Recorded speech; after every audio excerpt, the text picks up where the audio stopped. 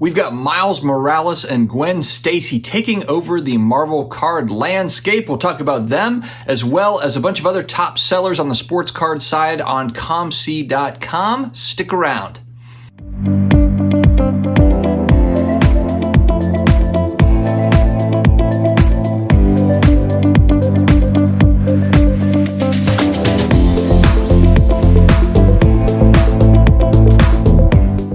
To all my sports card collectors, investors, all of my collectibles friends. Another day, another card video. Actually going to be a double header today. Look for the next one coming out. It's going to be a bold predictions video. We're going to have some fun with it. Some stuff you might not have heard in other places. So we'll have some fun. If you're new here, you're looking for just about daily sports card collectible style content. Guys, you are here. Hit that subscribe button down below. Also connect with me on IG at SportsCardDad, and I'm also on Twitter, the Sports Card Dad.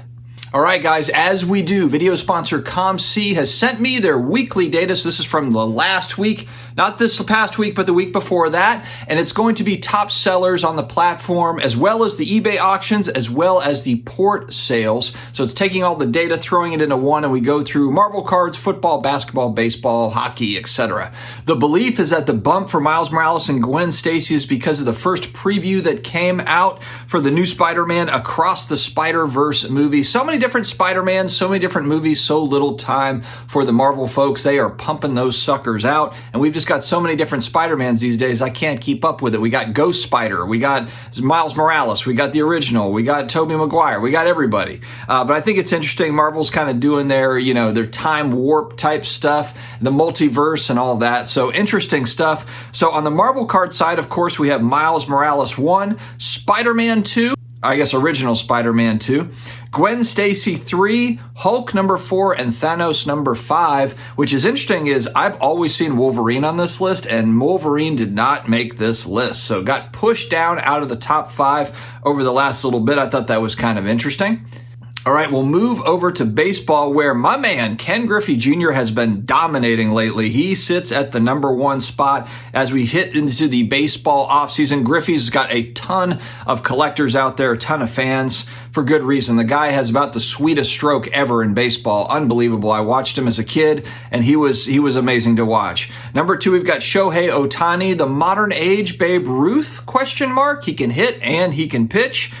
Number 3, we've got Mike Trout, of course, one of the all-around best players, if not the best player in baseball. Number 4, Nolan Ryan making the list. And then 5, it's the old-time Yankee, Derek Jeter. All right, moving over to basketball cards. As we say, Michael Jordan always number 1 on the list every time, but we go with the modern, kind of the current players. I am working to see if we can get kind of like, is there some vintage players or kind of retired players for the basketball stuff? Because I think that would be interesting. Working on that, guys, for 2023.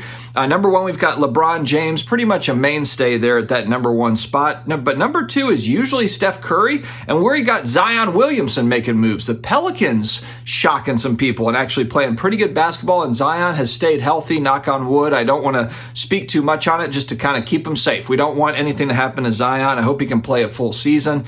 Number 3, we've got Jason Tatum. Number 4, Anthony Davis. I think he might have just gotten hurt, but I'm not sure. I hope that he also can stay healthy, because he's been just lighting it up. A healthy Anthony Davis, I think, is good for the league. And then number 5, we got Steph Curry, which I believe I heard he's out for a few weeks with a shoulder injury. The Warriors got to hang on. Warriors have kind of struggled a little bit, the defending champs.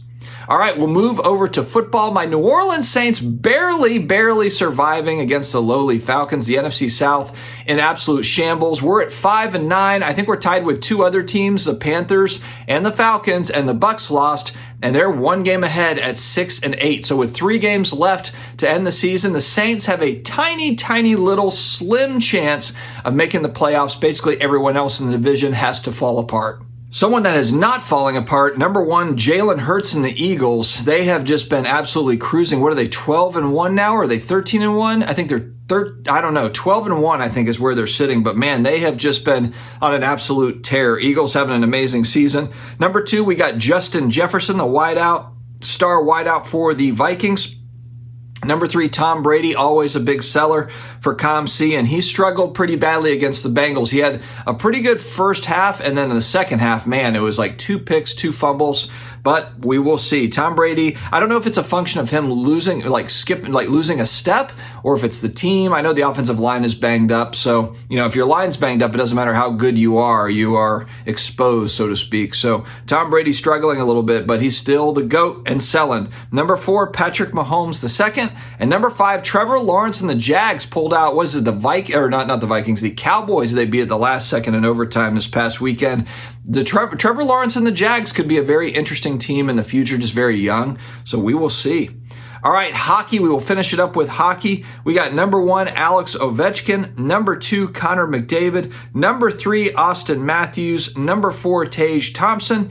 And number 5, Sidney Crosby to round it out. And Alex Ovechkin obviously getting a big bump because of his 800th goal. Congrats to Ovechkin. And for soccer, I didn't get soccer data. I think the soccer sales have slowed since we've moved kind of into the finals. And congrats to Argentina pulling it out over France. That was probably the most exciting soccer game I've ever watched or in a very long time. I was pulling for Argentina, and Mbappe, who really did absolutely nothing through about 80 minutes, just turned it on, and it was scary. But I didn't really want to see France repeat. I was pulling for the old-timer Messi to finish his storied career with a World Cup Finals championship. I mean, that's just the icing on the cake at that point. So now you got all the GOAT talks. It's Pele, and it's Lionel Messi, and Maradona, maybe throw in as a couple of other guys. But the point is Messi really did himself a big boost there by rounding out his career with World Cup final victory. He most likely, I assume, will not be in the next World Cup. So he'll have some individual accolades to do over the next couple of years, but I think he'll be 39, 40 heading into the next World Cup. So yeah, I don't think so. But anyway, guys, let me know your thoughts. Are you having success on comc? Make sure to check them out. Stay healthy, stay awesome, and I will talk to you again later.